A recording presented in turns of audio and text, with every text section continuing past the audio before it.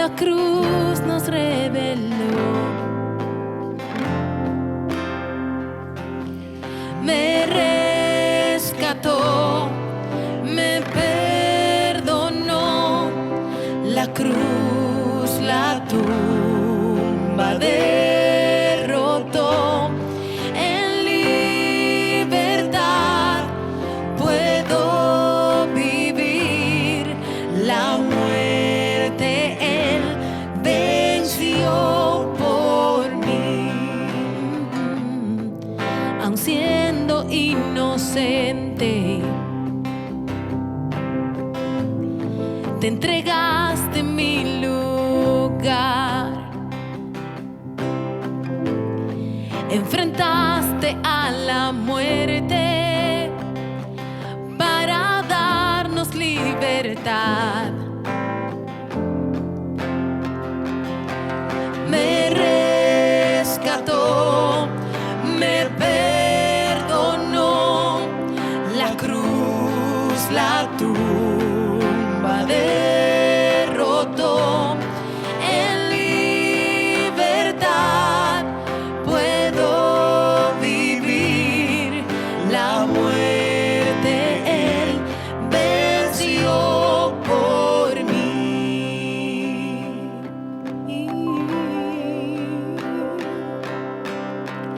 Mi vida rindo para honrarte.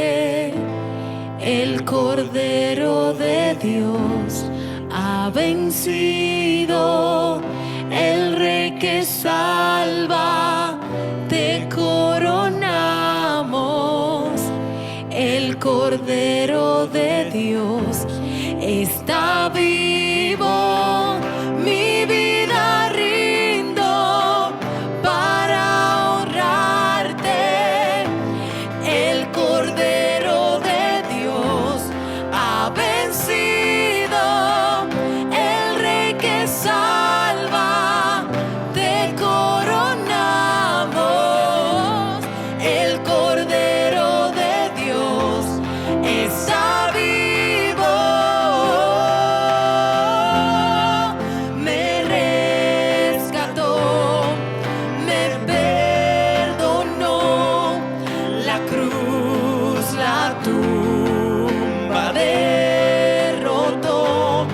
En libertad puedo vivir, la muerte Él venció por mí. La muerte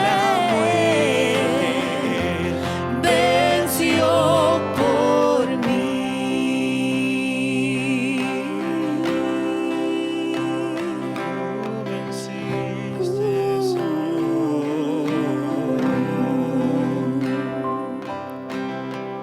Mi vida rindo para honrarte.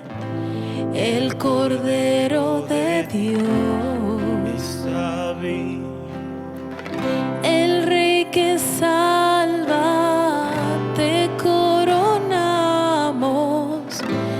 El Cordero de Dios está vivo, mi vida rindo para honrarte.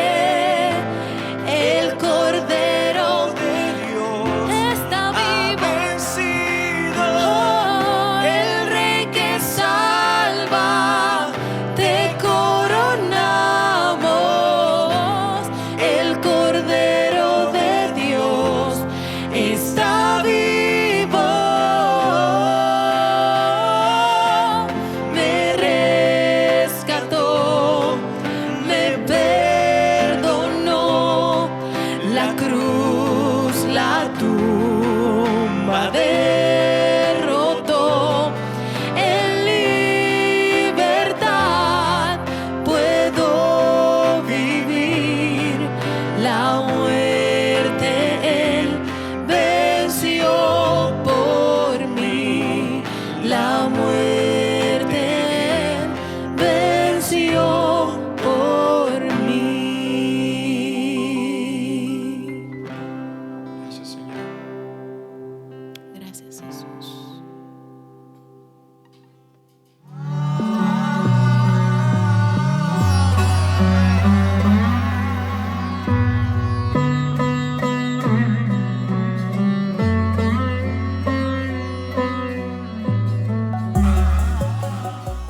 gracias. Gracias por tu increíble amor. Gracias, Señor, porque tú eres bueno, eres fiel y para siempre es tu misericordia.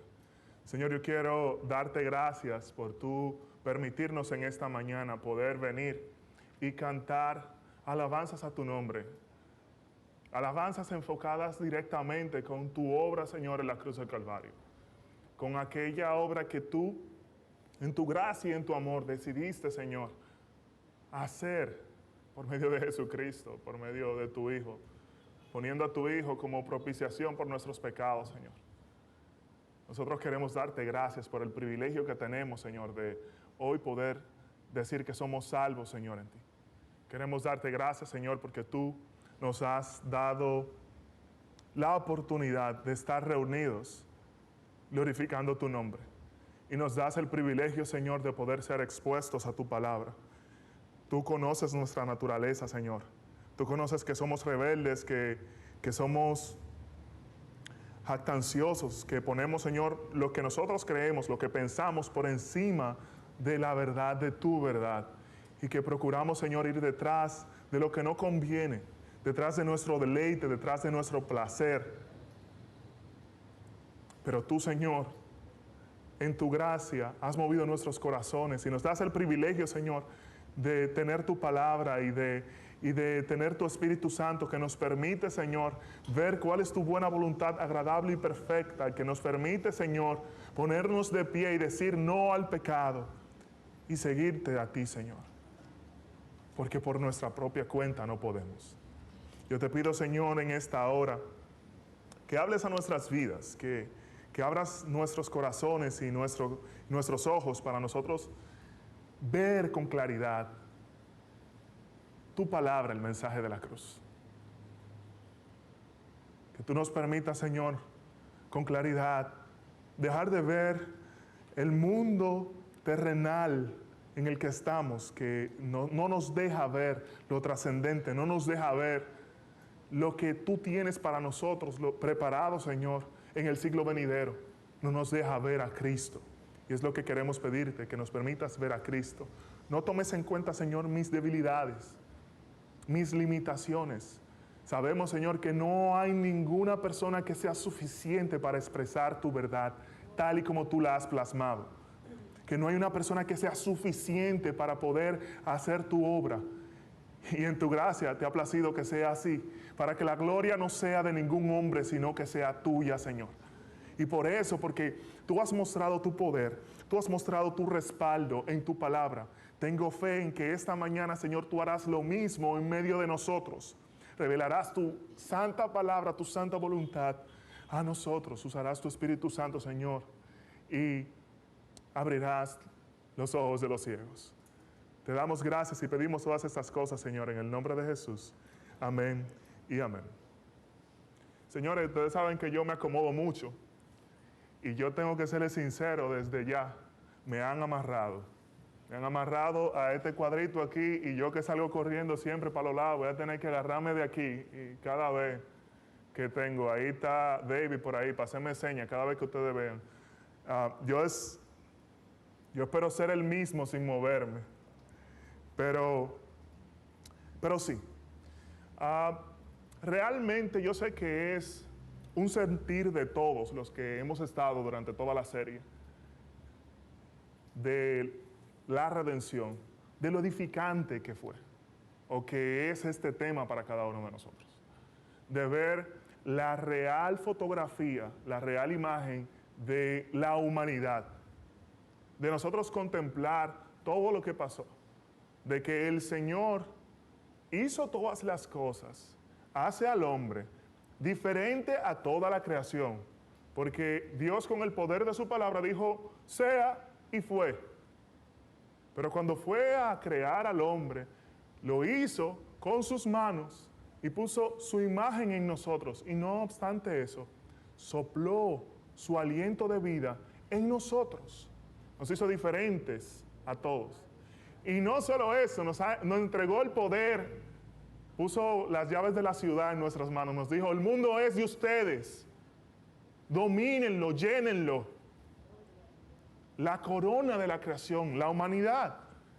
Pero no duró mucho el asunto de que fuera corrompido el corazón del ser humano, porque entonces en Génesis 3 vemos cómo Dios, Dios le había dicho al hombre que no comiera del árbol que está en el centro del huerto, del conocimiento del bien y del mal.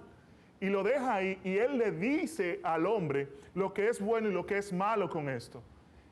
Y cuando Satanás viene y le dice que no es como Dios le está diciendo que si él come del árbol que está en medio del huerto, no morirá, sino que Dios sabe que van a ser como él. Y el hombre creyó esta mentira. Y por esa razón entonces vino la condenación al mundo. Romanos dice que el hombre, el ser humano, nosotros, nos envanecimos en nuestros razonamientos. Y a mí me gusta traer, cuando Dios eligió su palabra para hablarnos, y si Él eligió el lenguaje, es porque cada palabra tiene un significado. Cuando Dios dice que el ser humano se envaneció, pensemos en esa palabra. Cuando usted piensa en una persona vanidosa, usted piensa en alguien que todo lo que hace es para decirle al otro, yo soy superior a ti. Le gusta comprar cosas para verse bien y estar por encima de los otros y mostrar quién es, ¿verdad? Entonces el hombre se envaneció, pero en sus razonamientos, en lo que pensaba, en lo que creía. Y no crea que eso está lejos de lo que usted y yo somos o de lo que es la humanidad ahora. Nosotros podemos estar leyendo la Biblia o podemos estar viendo la verdad frente a nosotros y decimos, yo no creo que sea así. Y es una fotografía totalmente clara de lo que está pasando ahora mismo. Ahora mismo están preguntando de si se legaliza el aborto o no se legaliza el aborto, definiendo cuándo comienza la vida y cuándo no comienza la vida. Cuando Dios estableció el momento, el punto de partida de cuándo comienza y cuándo termina. Pero tenemos a la humanidad tomando la verdad de Dios y queriendo redefinirla a su antojo. O con el matrimonio de personas del mismo sexo. Tenemos que ver exactamente, que ver con claridad que lo que la humanidad, la agenda que se está moviendo es en tomar la verdad de Dios, el diseño original de Dios y distorsionarlo. Lo mismo que hizo Satanás con Adán y Eva, le dijo una mentira al oído y Adán y Eva la creyeron. Por eso es tan pertinente y por eso creemos que ha sido interesante toda esta serie de ver cómo el ser humano cae, la humanidad completa cae, Dios envía a Jesucristo, Jesucristo viene en forma de hombre, muere por ti y por mí en la cruz del Calvario, y entonces resucita y es coronado en gloria y majestad. Y todo aquel que ponga su fe en Jesús, entonces ahora es salvo. Y nosotros queremos hacer un énfasis en esta mañana en otro elemento de esta misma redención, de esta misma salvación. Ya más específico al momento donde se efectúa ese cambio de expediente tuyo y mío. El momento específico donde Dios borra nuestro pecado, o toma el pecado tuyo, toma el pecado mío y lo pone sobre Cristo. Y es el momento de la crucifixión, la expiación. Y es de lo que vamos a hablar en esta mañana, de la expiación. Y mucho antes de entrar a este tema, hay preguntas que abordan al ser humano.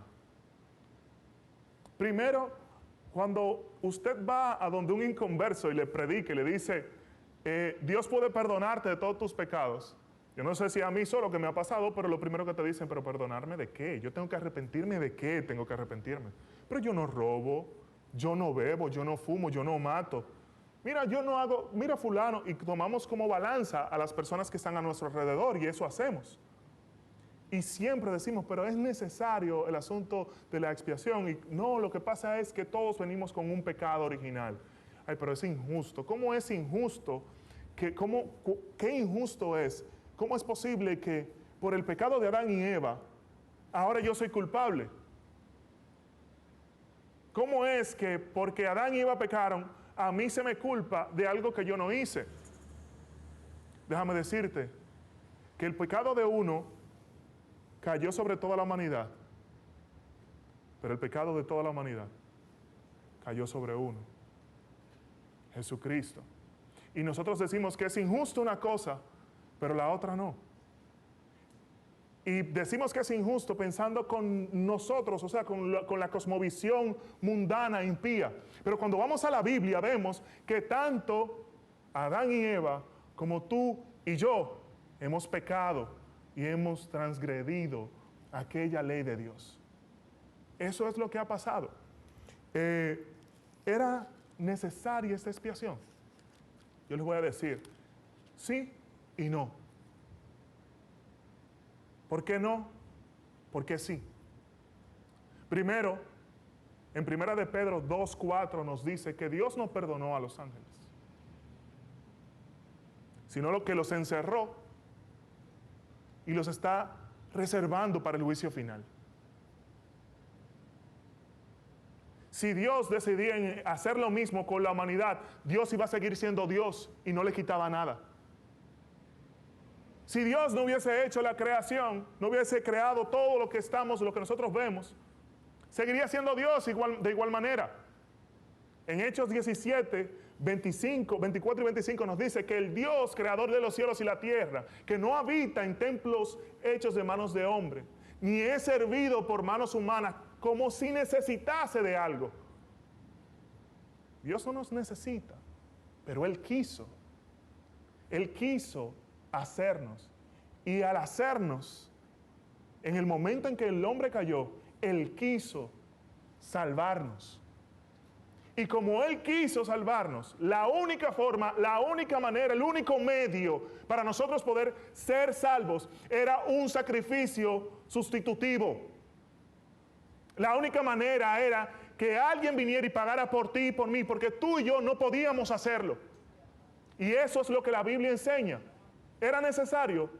Si Dios hubiese querido, no. Pero como Él decidió mostrar su amor para con nosotros, entonces sí era necesario. Era el único camino que había para que tú y yo pudiéramos ser salvos. Es lo que la Biblia enseña, lo que su palabra nos muestra. Y yo quisiera que con esto en mente viéramos el Salmo número 22.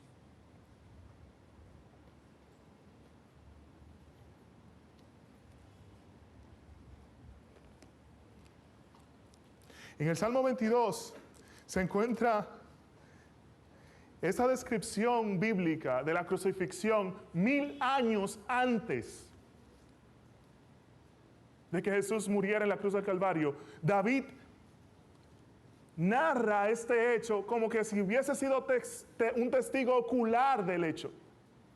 David escribe todo esto, y todos los eruditos, teólogos están de acuerdo en que no hubo un episodio en la vida de David que se pueda aplicar esto.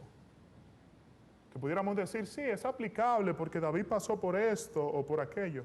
No, sino que fue la muestra de lo que Dios había hecho. Dice que en el capítulo 22 del libro de los Salmos, del verso 1 al 21, habla de aquel sacrificio que fue hecho por nosotros.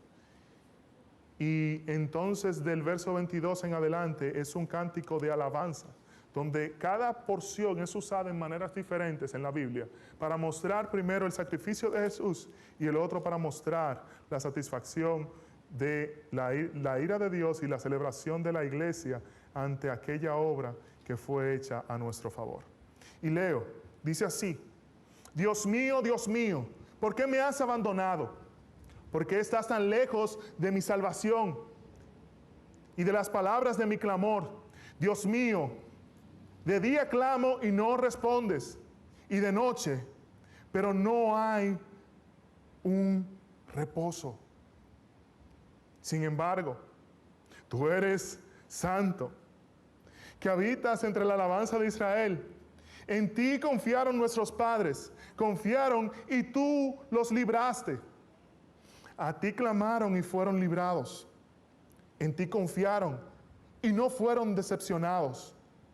Pero yo soy gusano y no hombre, oprobio de los hombres y despreciado del pueblo.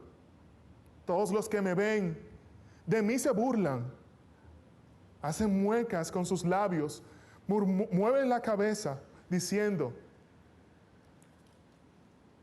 que se esconde en el Señor, que Él le libre, que Él le rescate, puesto que en Él se deleita.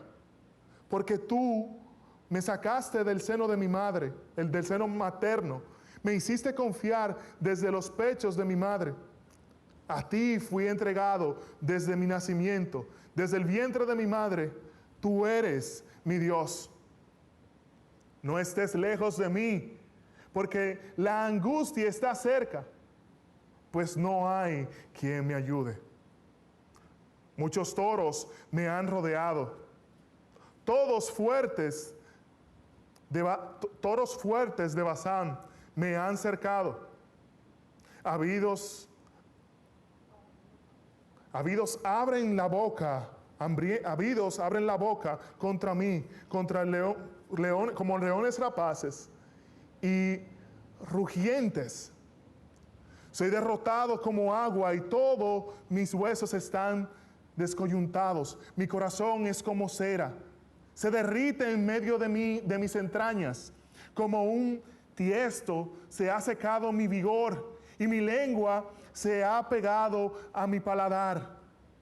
Y me has puesto en el polvo de la muerte, porque perros me han rodeado, me han cercado cuadrillas de malhechores. Me honraron las manos y los pies. Puedo contar mis huesos. Ellos me miran y me observan. Reparten mis vestiduras entre sí y sobre mi ropa echan suerte. Pero tú, oh Señor, no estés lejos. Fuerza mía, apresúrate a socorrerme. Libra mi alma de la espada. Mi única vida de las garras de los perros. Sálvame de la boca del león y de los cuernos de los búfalos. Respóndeme, Señor. Señor, esta es tu palabra que tú has puesto. Ayúdanos, Señor, a poder hacer honor a lo que allí se describe. Te lo pedimos, Dios, en el nombre de Jesús. Amén y amén. Todo el ser humano que lee esta porción de las Escrituras queda sin lugar a duda que es una descripción de la crucifixión. Palabras como Dios mío, ¿por qué me has desamparado?, fueron dichas por Jesús en la cruz del Calvario. O echaron suerte sobre mis vestiduras, sobre mis vestidos. Fueron dichos. Tengo sed, mi boca se seca. Todas estas cosas fueron vistas en la cruz. De ninguna manera puede quedar duda sobre nosotros de que ha sido una figura, o sea, una foto exacta de lo que Jesús pasó en la cruz del Calvario. La pregunta es, ¿por qué pasó esto? Primero, se cruzaron el amor de Dios y su justicia. La Biblia enseña en Juan 3:16, porque de tal manera amó Dios al mundo que entregó a su Hijo para salvación de nuestros pecados, para que todo aquel que en Él cree no se pierda, mas tenga vida eterna.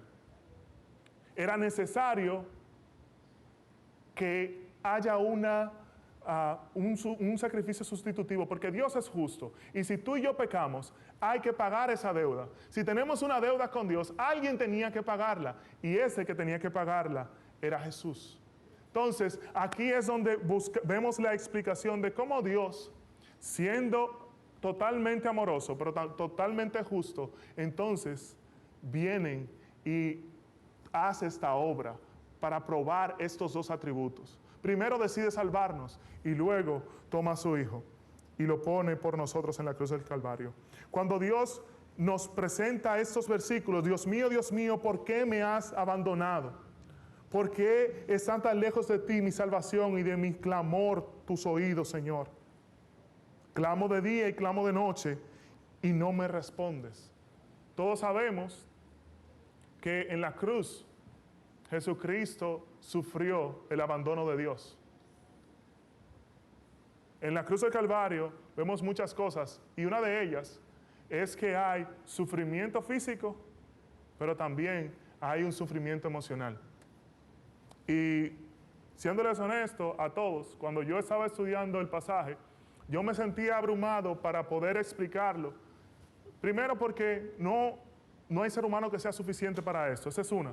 Pero segundo, porque nosotros como cristianos evangélicos hacemos mucho énfasis en que la obra genuina de lo que Jesús hizo en la cruz no estuvo en el sufrimiento físico, sino en que la ira de Dios fue vertida sobre Cristo. Pero siempre llega una pregunta a mi mente: ¿por qué razón se resalta tanto el dolor físico? ¿Por qué razón vemos que se describe que Jesús duró 6 horas, desde las 9 de la mañana hasta las 3 de la tarde, colgado en la cruz del madero? ¿Por qué se describe tanto aquí y en Isaías 53 que fue molido, que fue golpeado, azotado, que fue horadado, sus muñecas fueron clavadas, sus manos fueron clavadas con clavos y sus pies?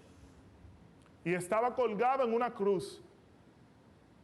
Y yo quiero que nosotros nos fijemos, nos traslademos hasta allá. Imagínense que lo acuestan en una cruz a usted o a mí y nos perforan las manos y los pies. Y luego levantan la cruz y la hacen caer en un hoyo para que se pare con usted y yo colgados en ella. Piense dónde cae todo el peso. Viene una asfixia inmediata.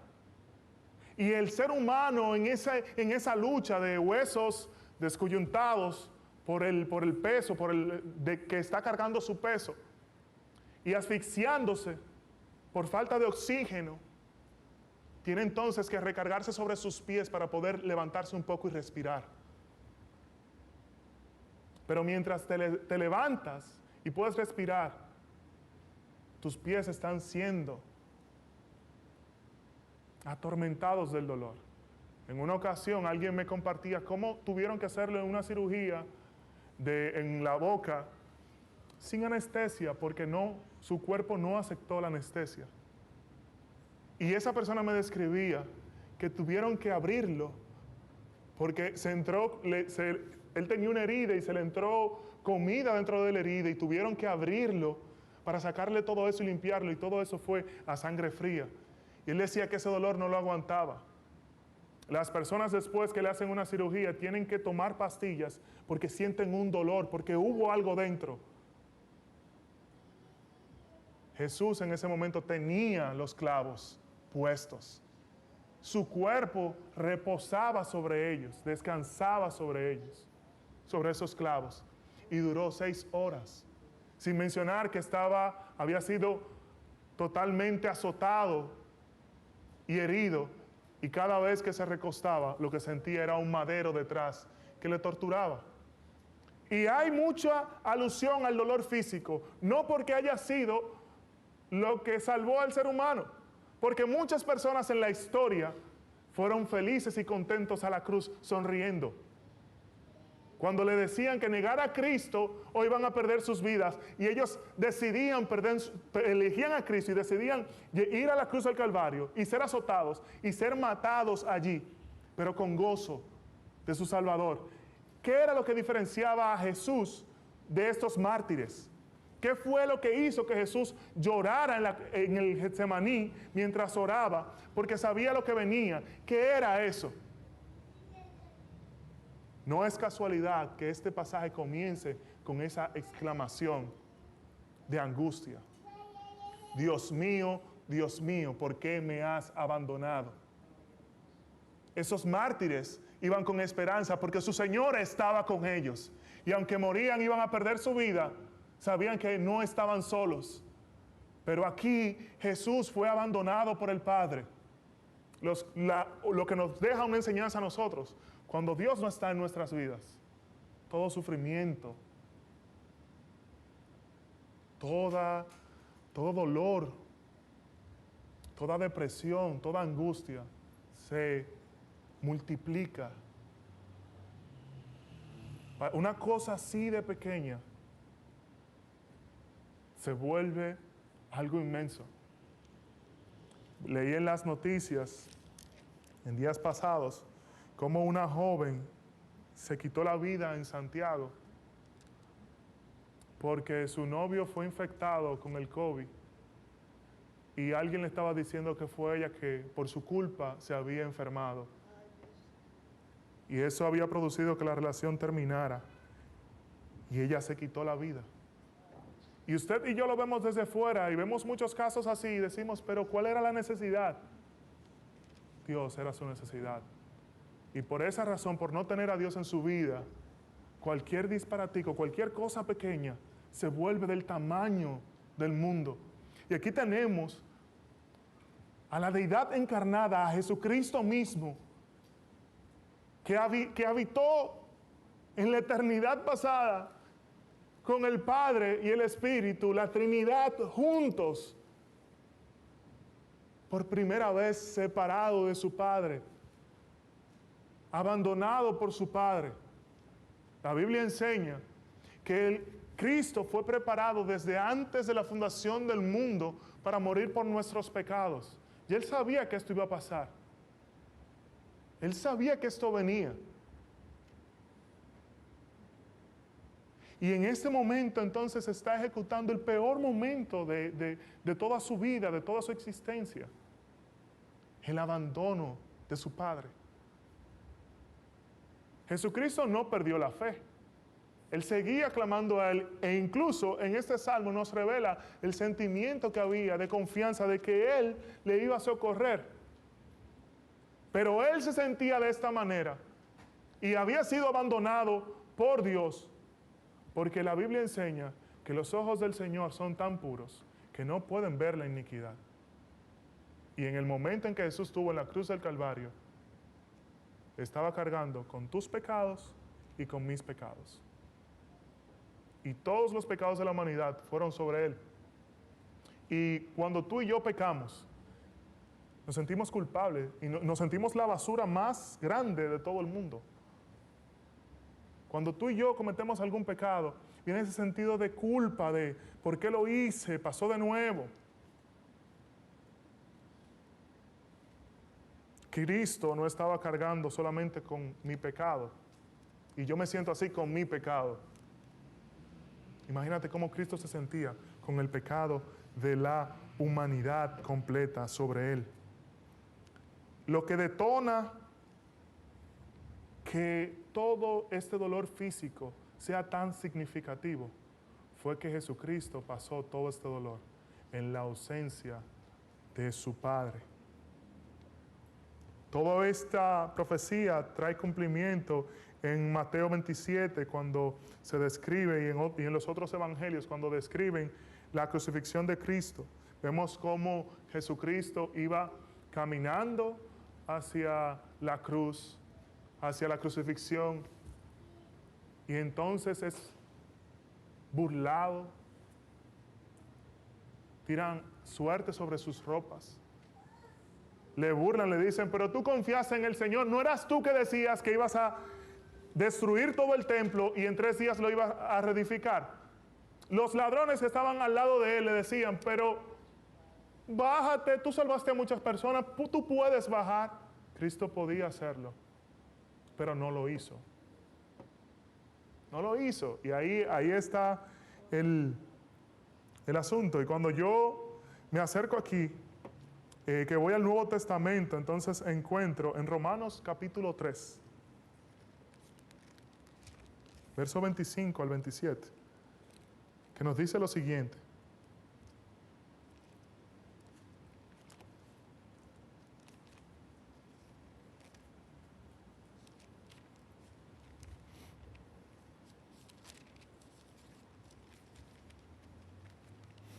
Romanos capítulo 3,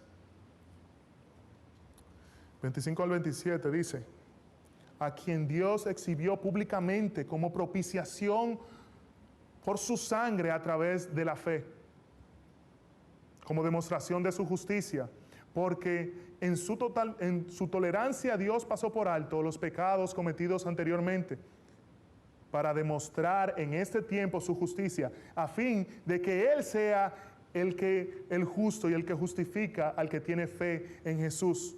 ¿Dónde está pues la jactancia? Queda excluida. ¿Por cuál ley? ¿Por la ley de las obras? No, sino por la ley de la fe. En el verso 26 dice: para que Dios sea el justo y el que justifica al impío.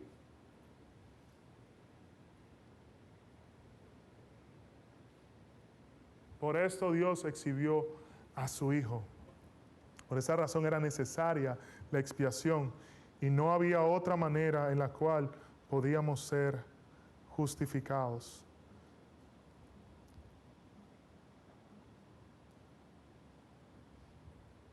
En Lucas 24, del 25 al 27, encontramos una escena después de que Jesús es resucitado de entre los muertos, donde está caminando con dos de sus discípulos a Emaús. Y le preguntan, le dicen, ¿qué es lo que está pasando? Y ellos le dicen, tú eres el único que no sabe qué es lo que está pasando. No sabe que Cristo murió en la cruz. Entonces Jesús les dijo, versículo 25, oh insensatos y tardos de corazón, para creer todo lo que los profetas han dicho. ¿No era necesario que el Cristo padeciera todas estas cosas y que entrara en su gloria? Era necesario, no había otra manera. La pregunta inicial de, ¿era necesaria la expiación? Una vez que Dios, por amor, movido por su amor, eligió Él salvar a la humanidad, cosa que no hizo con los ángeles, eligió salvarnos a nosotros. Por su elección, la única manera de salvar al ser humano era si Cristo moría en la cruz. Era la única manera. Y mientras veía y hablaba esto y me sentía como viendo el tema, este es el tema central de la Biblia. Nosotros creemos muchas veces que la existencia tiene otra razón de ser. Que Dios hizo al mundo y el hombre cayó y ¡ay! Se embromó todo. Ahora tengo que buscar un plan B para rescatar a la humanidad, poniéndonos a nosotros como centro. Y aunque nosotros somos la corona de la creación, no somos el centro de la creación. El centro de la creación es Cristo. En Primera de Pedro dice que Él fue preparado desde antes de la fundación del mundo para pagar por nuestros pecados. Ya estaba establecido que Él tenía que morir por ti y por mí. Para que todos aquellos que estamos perdidos, toda la humanidad, pudiéramos encontrar salvación en Él, el segundo Adán. Es lo que la Biblia enseña. En Romanos capítulo 5 nos habla exactamente de esta escena con esta comparación.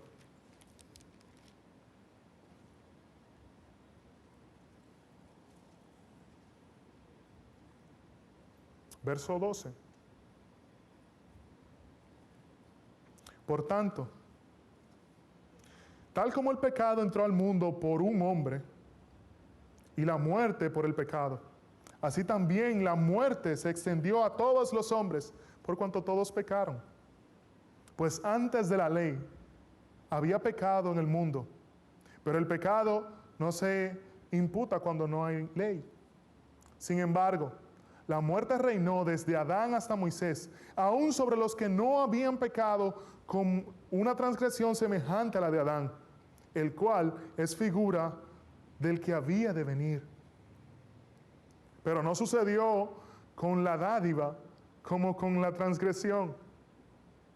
Porque si por la transgresión de uno murieron los muchos, mucho más la gracia de Dios y el don por la gracia de un hombre, Jesucristo, abundaron para los muchos.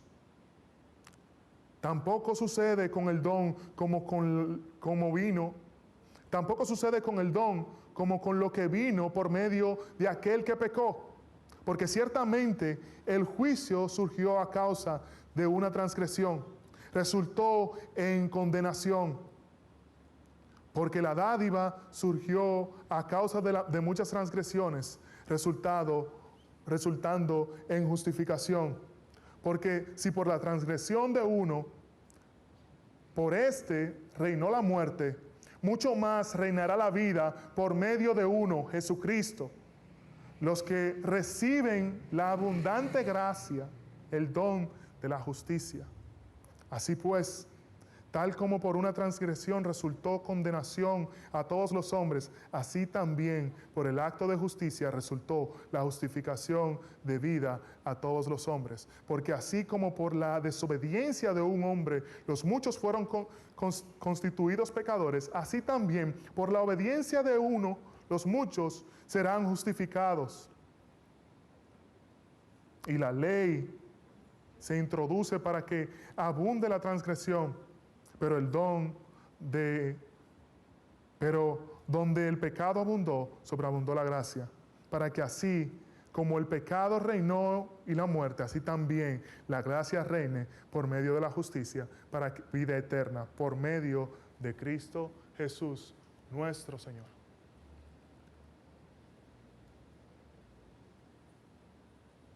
No había otro modo.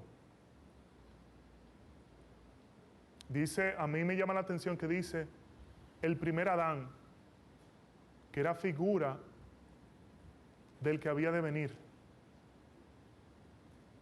La razón por la cual Adán existía o está ahí es exactamente para eso, para apuntar a que había otro que sí iba a cumplir lo que Dios estableció.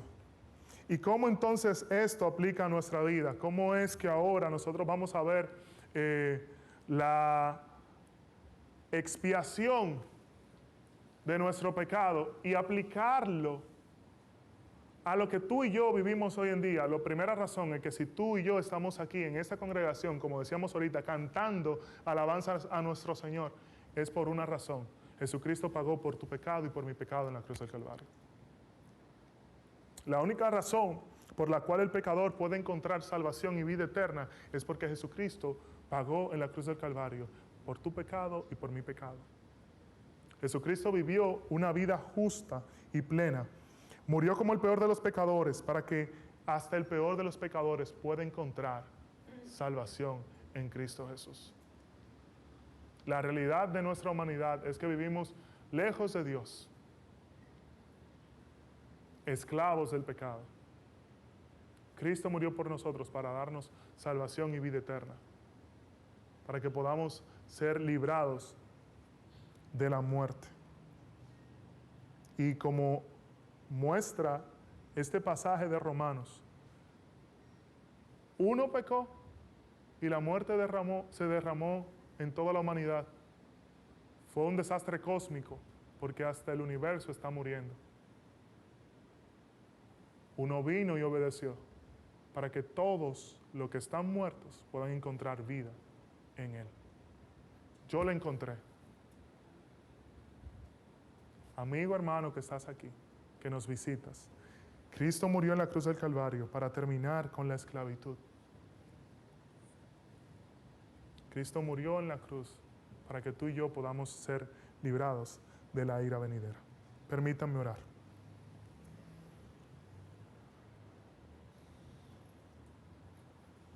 Dios Todopoderoso, que vives y reinas por los siglos.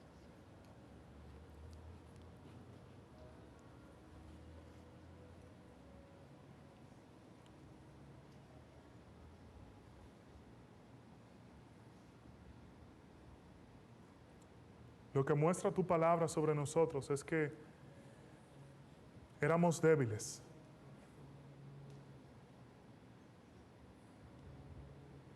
Lo que muestra tu palabra era que éramos esclavos, condenados a muerte. Lo que tu palabra muestra es que hemos corrido tras nuestros deseos y hemos querido pensar que podemos obtener la respuesta a nuestro propósito por medio de nosotros mismos, cuando no es así. Señor, nosotros lo vemos en la Biblia, pero también lo vemos en nuestras propias vidas. De manera arrogante hemos querido definir nosotros lo que necesitamos para ser felices. Y hemos buscado, hemos corrido tras cosas que son vanas.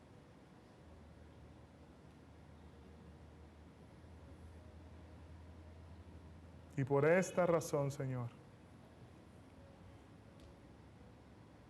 hemos terminado peor que como estábamos.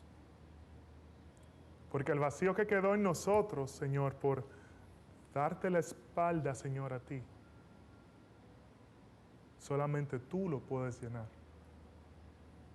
Y nuestro problema no es nuestra ansiedad, nuestro problema no es económico, nuestro problema no es nuestra depresión, nuestro problema no es lo que nosotros creemos.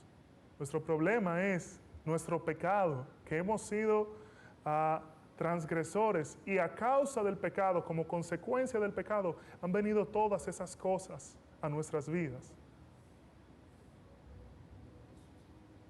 Y como nuestro problema es el pecado, solamente hay una solución, que es Cristo, el único que pudo pagar la deuda, Señor, que nosotros no podíamos.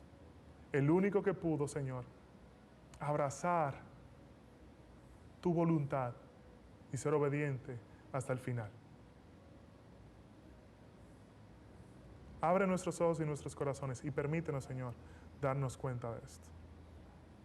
Te lo pedimos, Dios, en el nombre que es sobre todo nombre, en el nombre de Jesús.